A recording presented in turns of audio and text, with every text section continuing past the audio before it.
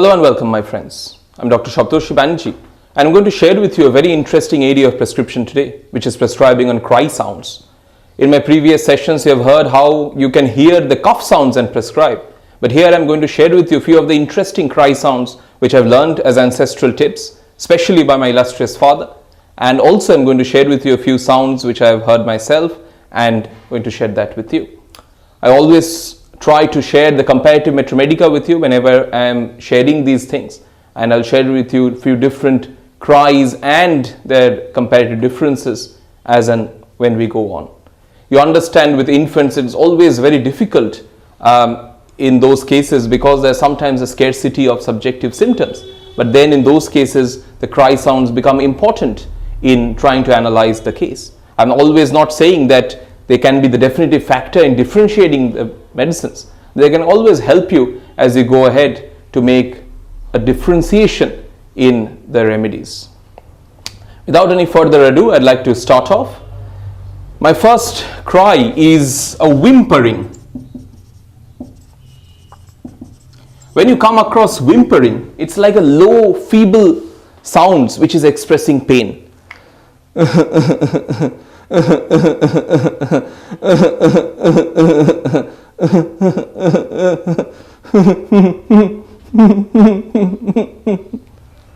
It's a low, feeble sound of cry.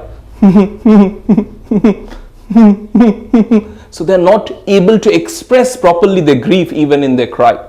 The top medicines for that are aurum, Ignatia and myrrh. You understand, with aurum and myrrh there are syphilitic remedies, and with syphilitic remedies it's always not possible to express their emotions. They're cold-blooded, they are always keeping it inside, they're always close-mouthed.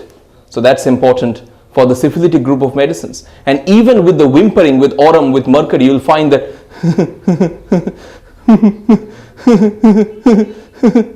low, feeble sounds of cry, as if unable to express their pain, as if unable to express their grief even with their cry. So that's my number one cry, my friends, is whimpering. My number two cry, my friends, which you'll find also quite common, is sobbing. Sobbing is a cry with catches of breath.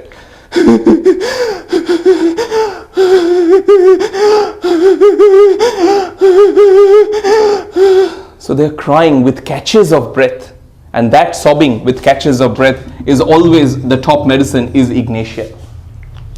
Now whenever you're trying to analyze a remedy like Ignatia, you'll find 4 varieties of cry in Ignatia. So I'll just quickly differentiate the Ignatia expressions of grief. So with Ignatia, you can always find number one is whimpering. As I shared with you, they're unable to express their grief. So that low, feeble sound of cry. You can find an Ignatia where there is sobbing, as I mentioned just now. So that you can find. You can find an Ignatia where there is silent grief, where they're not being able to express their grief, and the only way they express their grief is sighing. So that's the only expression of grief with Ignatia's silent grief. And those Ignatias, the Ignatia is always followed up with natrum mute. So that's a complementary chain whenever you have that silent grief. And you can have a 4th variety of Ignatia, which is also another variety of cry, is wailing. That loud, expressive, hysterical cry. Whenever you analyze the word hysterical for Ignatia, you can always find different varieties of hysteria. One Ignatia will give you a globus hystericus, a lump in the throat. Other varieties of Ignatia may become unconscious. Another variety of Ignatia where there is wailing. So they're crying very, very loudly, where you can find that wailing with Ignatia. And I will add another 5th one to that, where in Ignatia you can find the laughing alternates with weeping. So the laughing alternates with weeping.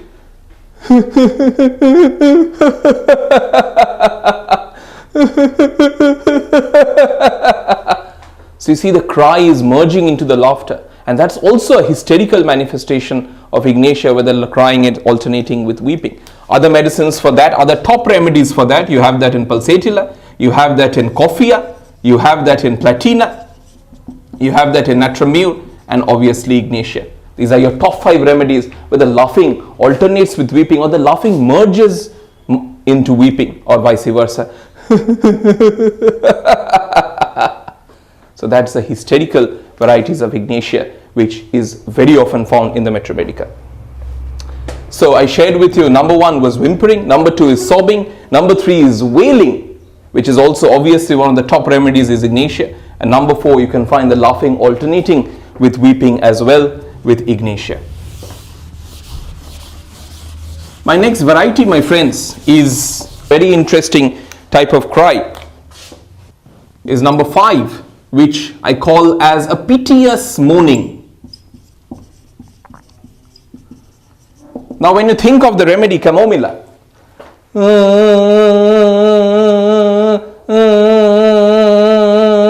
Mom, I want this, I want this, I want this, I want this. So the PTS Morning, it's a whining restlessness with chamomilla. Please give me this, please give me this, please give me this. So as if the cry is expressing that whining, that what he's trying to express through his cry. So it's a PTS Morning. We call that as a whining restlessness.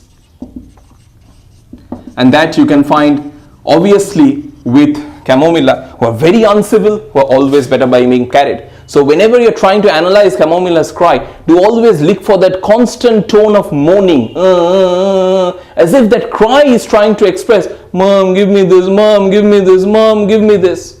So that's the PTS Morning which you find with chamomilla. Another cry which comes very close to chamomilla is a pitiful cry. How is it different? A pitiful cry is most commonly observed with Pulsatilla.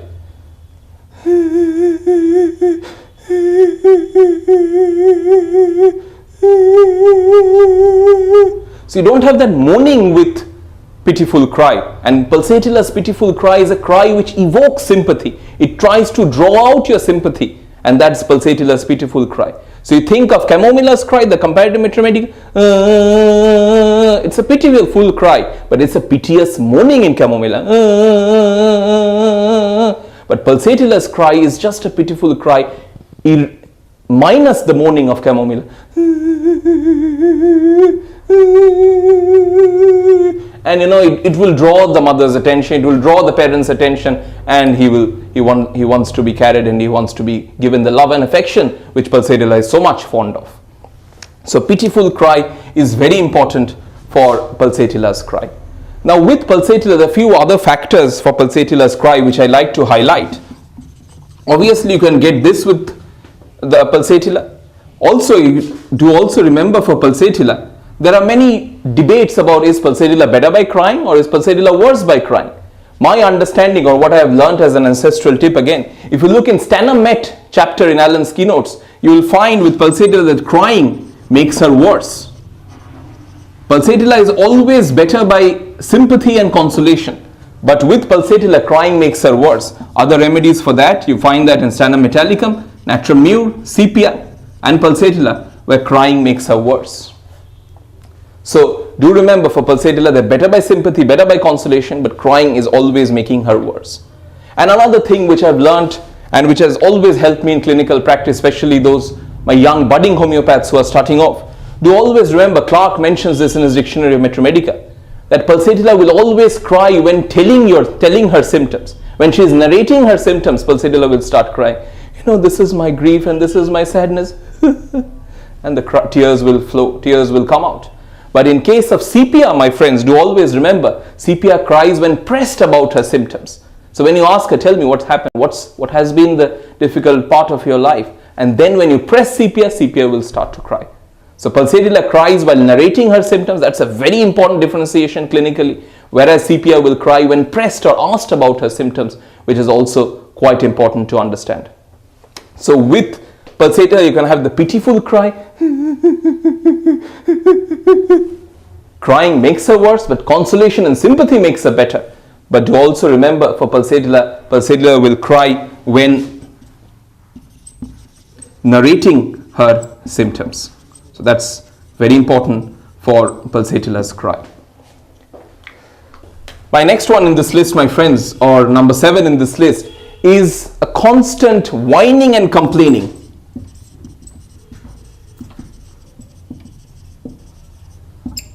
A constant whining and complaining, and that you will find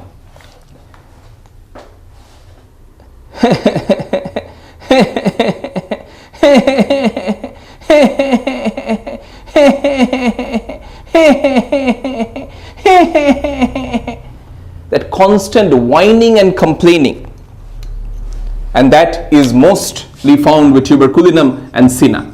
You understand the difference with Chamomilla here. Chamomilla is a PTS Morning, that I want something. That's Chamomilla. But with Tuberculinum Cinna, they may not want anything, but it's always that constant complaining.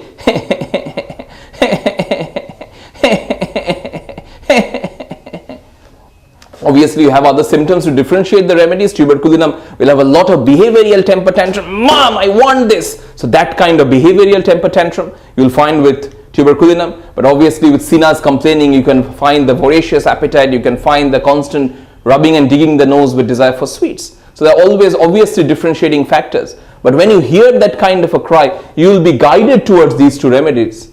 With further symptoms, you can always differentiate. So that's the Tuberculinum Cinna cry, where you have the constant whining and complaining. My number 8 cry, my friends, is a cry which is a protesting cry, but a cry without tears. You can find that with children quite often, a cry without tears, but it's a protesting cry.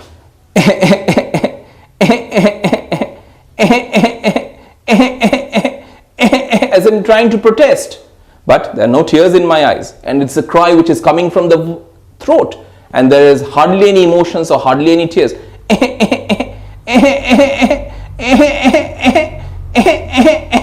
A cry with lots of protests without any tears, and that's always a Calcutta carb cry.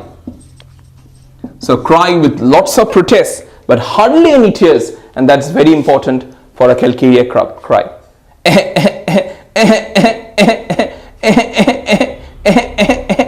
And that is very important with Calcutta carbs cry. My number 9 in this list, my friends, is another very interesting cry, which is a growling like a dog. So you can find a little bit of growl like a dog, especially when there is a deep bass to the voice.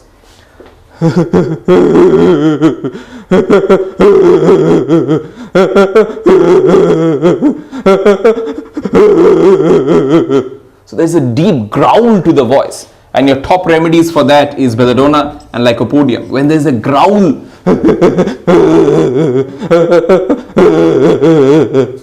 so that growl you'll find with belladonna and lycopodium. My number 10 in this list is the cry encephalic. Cry encephalic is the shrill cry of children with brain trouble, especially when children are down with meningitis or any meningeal fever or any brain disturbances, and the shrill cry which is expressing their pain.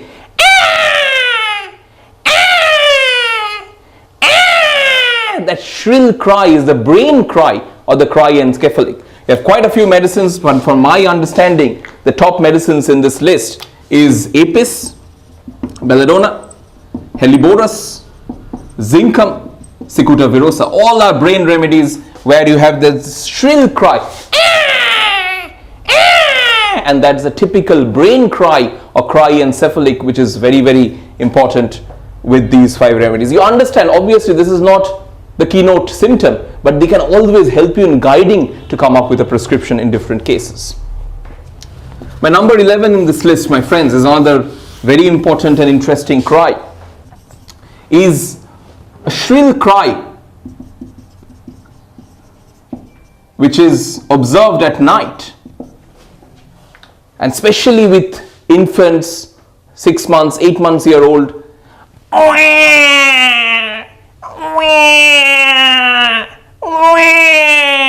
It's like a scream or a high pitched sound, especially with infants at night.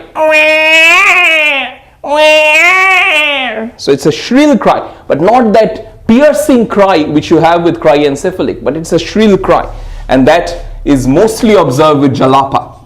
Jalapa is a very interesting small remedy for children. You'll find in jalapa they're good all day but cry all night. So when you come across that shrill cry, when you come across that scream, that high pitched cry, especially at night,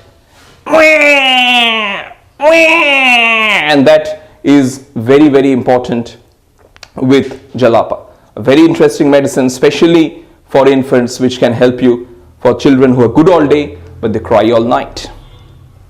So these are a few of the interesting cries which I've tried to share with you. There are a few interesting clinical tips which I'd like to also share with you. Other than this, you have certain remedies where you'll find they cry from music. So weeping from music, our top medicine for that. You have that in ambragracia, you have that in graphitis, you have that in digitalis, you have that in sabina, natrum carb, creosote, where you have the crying from sad music, which is quite important, and also thuya. So weeping from music is very important. Pathak in his repertory mentions that infants who cry continuously, you can think of two important medicines. So infants cry constantly. Pathak in his repertory mentions that his top medicines are thuya and syphilinum for infants who cry continuously. So these are obviously some of the important medicines. If you think of natrum group, obviously natrum is a group where you have cry is very important, especially for the grief. But do remember, for natrum group of remedies, either you can have a weeping from music, obviously. Natrum group of remedies weep when alone. Natrum group of remedies are always worse from consolation. Crying makes them worse as well.